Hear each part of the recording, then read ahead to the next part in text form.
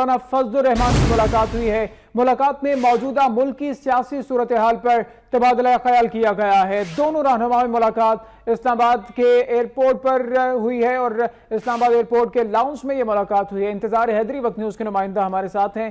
انتظار ملاقات ہوئی ہے قائد حزب اختلاف اور مولانا فضل الرحمان کے درمیان، تفصیلات دیجئے اس ملاقات سے متعلق۔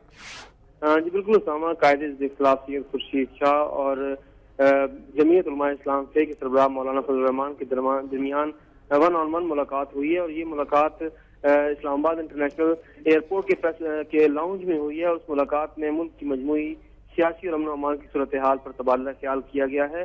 ذرائع کا یہ کہنا ہے کہ مولانا فضل الرحمان اور انتظار یہ طے شدہ ملاقات ہے یا اچانک ہی بس ملاقات ہو گئی؟